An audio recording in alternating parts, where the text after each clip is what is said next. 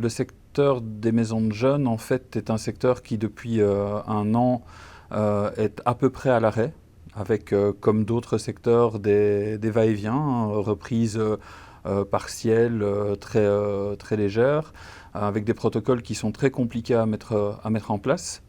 Et donc, on va dire que les maisons de jeunes, depuis un an, sont dans d'extrêmes difficultés, pour dire, de réussir à mettre en place et à continuer à mener leurs actions. C'est passé par le virtuel, c'est passé par quelques réouvertures, mais des réouvertures qui mettent l'accent surtout sur le soutien scolaire, sur l'aide à la désocialisation, enfin la lutte contre la désocialisation, mais pas nécessairement des choses qui permettent aux maisons de jeunes de faire leur travail d'activité socioculturelle, leur travail socioculturel. Et je ne pense pas qu'il y ait une jeunesse, mais il y a de nombreuses jeunesses, et je pense que les différents groupes, les différentes réalités de cette jeunesse font qu'elle encaisse la situation de manière très différente. Mais je pense que s'il y a quand même quelques points communs, c'est le fait de passer, pour la tranche d'âge dont je parle, allez, je dirais des 12-26 ans, c'est une période vraiment fondatrice, une période où les jeunes ont besoin de se confronter à d'autres jeunes et dans la vie, dans le réel. Ils ont besoin de construire une position et de faire des expérimentations. Et ça passe, je pense, par obligatoirement des rencontres. Ces rencontres leur sont interdites fréquemment. La difficulté aussi, c'est d'essayer de mettre en place des actions avec eux qui passent par le virtuel, alors que dans leur scolarité, ils arrivent déjà à l'épuisement avec le virtuel. Et donc, après une journée complète passée pour la scolarité sur des plateformes de e-learning, après se retrouver encore pour construire un projet socioculturel dans le virtuel, je pense que c'est la dose de virtuel en trop.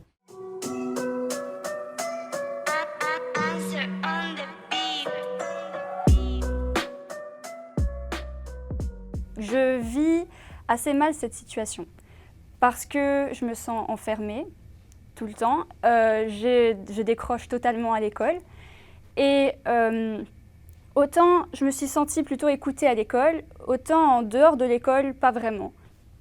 Mais à l'école, il y a des profs qui nous écoutent et il y a des profs qui nous écoutent moins, ceux qui reportent les contrôles, qui adaptent leurs contrôles selon nos difficultés. Et puis il y a les profs qui laissent quand même leurs contrôles et qui font comme si c'était une année normale, alors que en distanciel les maths par exemple, mes points ils chutent d'une façon phénoménale. Je dois actuellement me rendre à Colfontaine alors que j'habite beaucoup plus loin pour faire suivre des cours de remédiation, parce que j'arrive pas à suivre, j'arrive pas à maintenir mes points assez hauts, si bien que j'avais peur pour mon année alors que je ne suis pas une mauvaise élève, je travaille. Et voilà, c'est très difficile au niveau de l'école cette année. Et aussi en dehors parce que j'ai besoin de reprendre le sport. Et je ne comprends pas pourquoi est-ce que les enfants de 9-10 ans, je ne sais plus, je pense que c'est jusqu'à 12 ans, peuvent encore aller au sport et pas moi, alors que j'en ai besoin. Et donc je continue à faire du sport toute seule chez moi, mais ce n'est pas la même chose. J'ai besoin d'avoir un contact social, j'ai besoin de voir des gens, j'ai besoin que toutes mes activités reprennent. Et ça me manque. Je pense qu'on devrait plus faire attention aux jeunes à ce niveau-là. Alors mon quotidien habituel, c'est aller à l'école, travailler, retourner à la maison avec un masque, toujours avec le fardeau de peut-être rater mon année scolaire. J'aime pas beaucoup ça. Voilà. Une semaine sur deux, je vais en distanciel ou en présentiel selon la semaine. Le distanciel, je ne l'aime pas. J'aime pas du tout ça, vu que je décroche complètement. Je participe pas aux cours. Je suis pas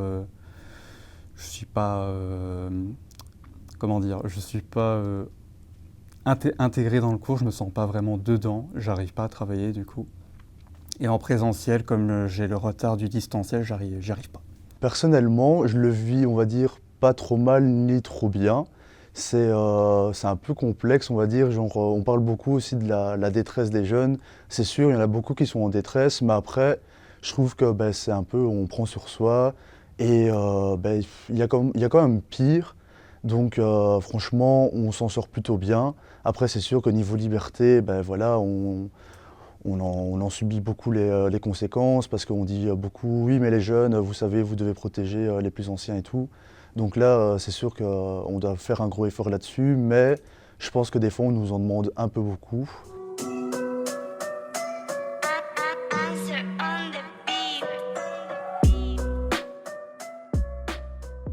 Alors c'est vraiment une très bonne question. Alors s'il faut répondre rapidement, c'est non. Voilà, c'est non. La parole des enfants, la parole des jeunes est très très peu prise en considération et c'est dommage.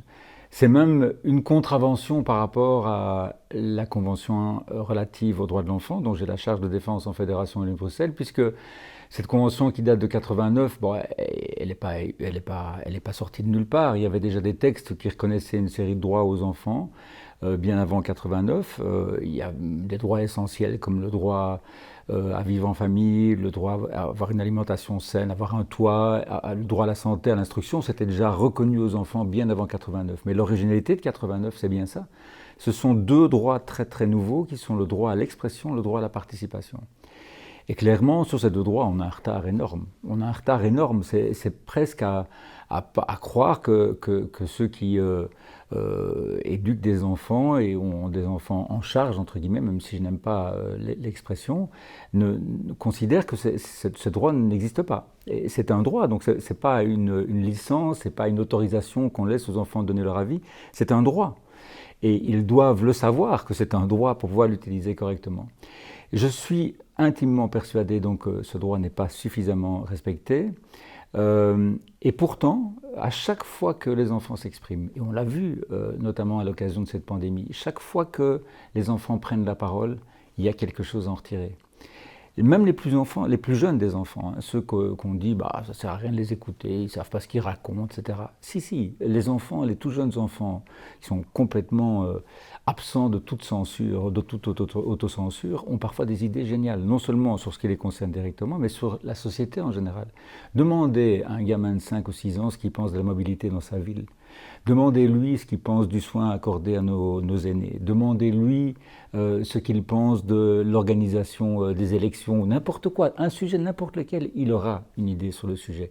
Il va peut-être chipoter, il va peut-être vous dire, il va peut-être vous le faire en dessin, il va peut-être pas le dire directement avec les mots choisis qu'on attend, mais il va amener quelque chose. Et il en va de même à tous les âges. Quand les adolescents prennent la parole, ils le font. On l'a encore vu très récemment. Évidemment, le Covid a tout balayé, mais cette mobilisation exceptionnelle des enfants et des jeunes autour de la question climatique, de la question environnementale, a quand même bien démontré que non seulement ils sont capables de prendre la parole, d'avancer des idées construites, intéressantes, intelligentes, qui nous font avancer collectivement, mais qui sont aussi capables d'organiser cette parole.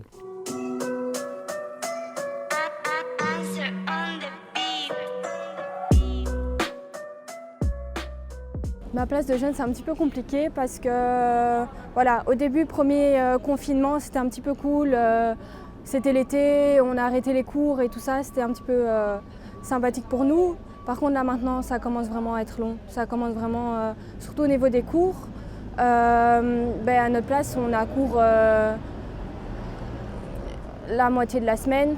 Donc il y a des jours où on doit se réveiller tôt, des jours où on est à la maison, où on ne peut pas sortir, pas de café, pas de loisirs, où tu es enfermé chez toi toute la journée, c'est vraiment difficile. Là, on se rend compte qu'avant on avait une certaine liberté que maintenant on n'a plus. Je pense qu'on est mal vu, parce que la plupart des jeunes, enfin pas la plupart, mais ils sont plus dans les cassages et tout, donc je pense qu'on est mal vu par rapport à ça. Or que nous, on fait rien de spécial, juste on vient à l'école, on sort jouer au foot et tout. Et voilà. Un peu compliqué dans le sens où il n'y a plus de sorties, on voit plus grand monde et au niveau de l'école, c'est ce qui nous prend le plus de temps et maintenant on ne vit plus que école, maison, école, maison, école, maison et en dehors on n'a plus rien donc c'est une vie un peu plus compliquée. On n'a plus ce qu'on avait autour, etc. pour nous défouler, pour respirer, pour s'amuser, pour se changer les idées. Et donc c'est ce qui est le plus compliqué et c'est ce qui bouffe, je pense, le plus au niveau de la situation actuelle. Personnellement, je crois qu'on n'est pas écouté. Je pense qu'on n'est pas écouté parce qu'avec le Covid, la pandémie et autres, On n'a presque rien fait, c'est limite 2 années gâchées parce que ça, on va à la 2e année là, c'est vraiment 2 années gâchées. Moi j'ai fêté mes 18 ans, j'ai même pas su profiter de mes 18 ans parce que c'était le Covid et tout. Franchement je regrette. J'aurais pensé que mes 18 ans allaient être un truc de ouf, mais là avec le Covid ça limite tout gâché, les études et tout, tout est fermé, on ne sait rien faire. C'est un peu ça. Pas très bien, on va pas se mentir. Je pense qu'on voit qu'il y a beaucoup de difficultés chez beaucoup de jeunes, mais j'ai l'impression que l'État, quand il donne des avantages, ils nous disent qu'ils nous soutiennent, il n'y a pas vraiment de soutien parce que là, par exemple, cette semaine, lundi, mardi, mercredi, j'ai pas école, je suis en distanciel et quand je viens jeudi, je fais 8h-17h et le vendredi, 9h-16h. Du coup, c'est des grosses journées condensées où on travaille beaucoup vu qu'on n'a pas beaucoup d'heures en classe et c'est beaucoup plus compliqué, ça décroche facilement et là, moi, par exemple, je suis en décrochage, quoi. Depuis que cette crise a commencé, j'ai eu l'impression à chaque fois que j'avais un mur devant moi et j'arrivais pas à le casser. À chaque fois que j'avais l'impression que le mur il tombait, en fait il prenait juste du volume et ça devenait impossible pour moi, vraiment. J'ai l'impression à chaque fois que j'avance et que je me rapproche de mon but, il y a quelque chose qui me retire derrière et qui me ramène à chaque fois. Donc c'est un peu ça qui me coince par rapport à l'école, par rapport à la famille, aux amis. C'est devenu trop impossible pour moi de respirer, de pouvoir exprimer ce que je ressens. C'est un peu ça. Mais en fait, c'est très compliqué avec l'école et vu qu'on ne sort pas, ça devient vraiment lourd. Mais ici, ils ont décidé de réouvrir les bars, réouvrir un peu plus de choses. Du coup, ça va plus passer. Mais avec les examens, j'ai vraiment peur parce que ça risque d'être difficile. Moi qui viens d'avoir 18 ans, franchement, c'est pas facile à supporter. Être enfermé chez soi, pas sortir, le couvre-feu. C'est vraiment pas facile pour nous les jeunes, avoir 18 ans à l'heure d'aujourd'hui. Avant Covid, je savais ce que je voulais faire plus tard, par exemple. Je savais mon métier de plus tard, mais avec le Covid, ça a fait que ça a mélangé dans ma tête. Du coup, je sais pas vraiment. Je dirais que ça dépend, c'est surtout difficile, puisque on est jeune, on a surtout besoin de liberté, tout ça. Et avec tout ça, c'est pas évident, surtout de sortir ou de se voir ou de faire quoi que ce soit, quoi. Ce serait même aller boire un verre, maintenant ça va réouvrir, mais jusqu'à quand? On verra. Et même au niveau de l'école, c'est pas toujours facile, quoi.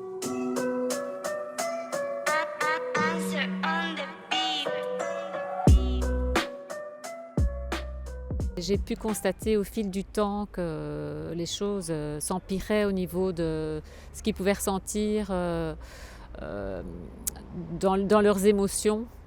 J'ai senti énormément de tristesse, d'abord de peur au départ, suite à des parents qui étaient touchés ou de près ou de loin par le Covid.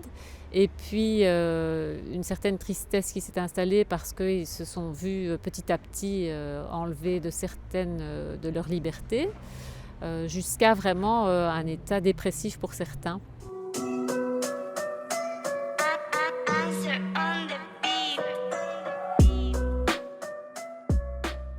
Trouver comment ensemble on pouvait continuer à travailler durant l'année, peut-être en mettant de côté un peu le programme, mais en essayant de garder toujours une ouverture vers le monde, puisque c'était principalement ça qui était ce en quoi ils étaient privés, donc la relation avec les autres, la relation avec la culture, la relation avec les autres, que ce soit d'un point de vue amical ou même pour certains qui se sont vus privés de rencontrer leur amoureux ou leur amoureuse. Voilà. Donc même ce parcours-là, c'était difficile parce que les parents émettaient beaucoup de réserves quant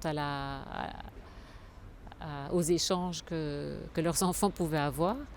Et donc on a essayé ensemble de créer à travers ces espaces de parole des choses qui pouvaient les intéresser. Donc il y a eu des visioconférences avec des réalisateurs qui sont venus présenter leurs films ou encore des visites virtuelles de musées ou des rencontres avec étant donné qu'ils n'ont pas fait de stage, j'ai aussi essayé de les mettre en lien avec des gens de métier donc, qui les concernaient particulièrement. On a essayé de faire comme ça, mais c'était très difficile et c'était une petite goutte dans un océan.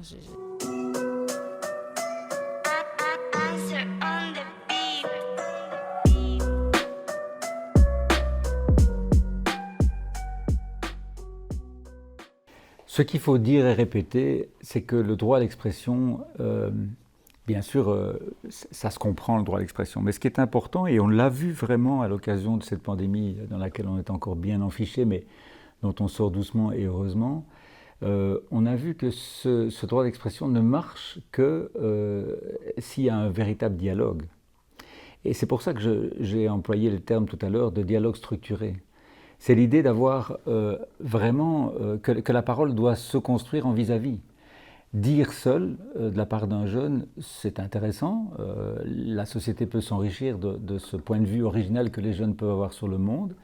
Mais c'est le dialogue entre le monde adulte et le monde des jeunes qui fait la valeur de l'expression des jeunes. J'ai participé à des dizaines de groupes de réflexion sur les questions d'enfance et de jeunesse officieux, officiels. Hein. J'ai fait partie du Codeco, du CELVAL à un moment. Et jamais, au grand jamais, dans une discussion sur la jeunesse, je n'ai vu une représentation correcte de ce que c'est les jeunes. J'ai vu quelques adultes qui représentent des jeunes, ça j'ai vu. Mais un jeune lui-même, et on sait bien que des jeunes à partir de 16, 17, 18 ans ont une capacité parfois de réflexion, de synthèse, de proposition énorme. Jamais. Je n'ai jamais rencontré un jeune participer à ce genre de discussion. Et moi, je trouve vraiment que c'est terriblement inquiétant sur l'application de ce droit essentiel qui est le droit d'expression.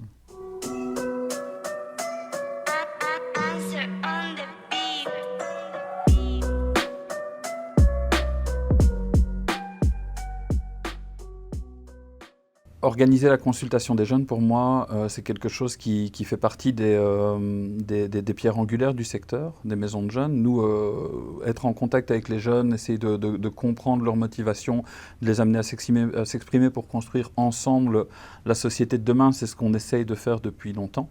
Le problème, c'est qu'on a perdu avec la situation une bonne partie du contact avec le public et donc il va falloir reconstruire énormément de choses parce que le contact n'est pas évident à prendre avec certains jeunes et donc il y aura tout un travail à reprendre.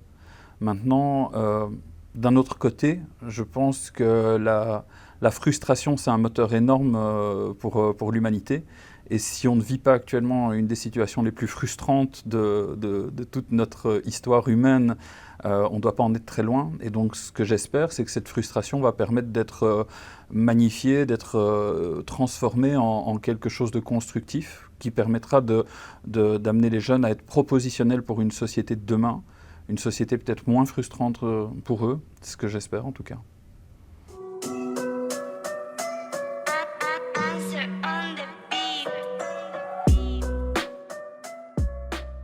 Ce que je verrais pour la société de demain, ça serait que les vieux ministres et tout, écoutent et commencent à apprendre de leurs erreurs. Personnellement, le monde de demain, moi je le vois plus, soit les personnes vont devenir beaucoup plus égoïstes, ou soit les personnes vont devenir beaucoup plus bienveillantes, vraiment pour être auprès de chaque personne. Après, je ne fais pas une généralité, mais je suis quasiment sûr que ça va vraiment être dans ce délire-là, parce que ça se voit déjà durant le confinement, où il y a des personnes justement sont beaucoup plus là pour aider les gens, être à l'écoute, être présent, et puis d'autres personnes, un peu si on prend l'exemple des personnes qui vont au magasin acheter 3 tonnes de papier toilette ou 3 tonnes de pâtes, vraiment pour faire leur stock rien qu'à eux, parce qu'ils pensent que ça y est, vu que c'est pandémie, il n'y aura plus de magasins, c'est l'apocalypse et tout. Je pense que ça va un peu continuer dans cette lancée-là, mais au final, j'ai quand même espoir que ça termine dans l'autre cas de figure où les personnes vont être beaucoup plus solidaires, beaucoup plus bienveillantes, et qu'on sera tout de suite là pour aider son prochain. En tout cas, c'est ce que j'espère. Donc la société idéale, je pense que c'était la même société qu'avant, mais voilà, avant le Covid, parce qu'elle était déjà parfaite, c'est juste le Covid qui est venu tout chambouler. Et moi, je me sentais à ma place avant le Covid. Donc, c'est cette société-là que je veux retrouver.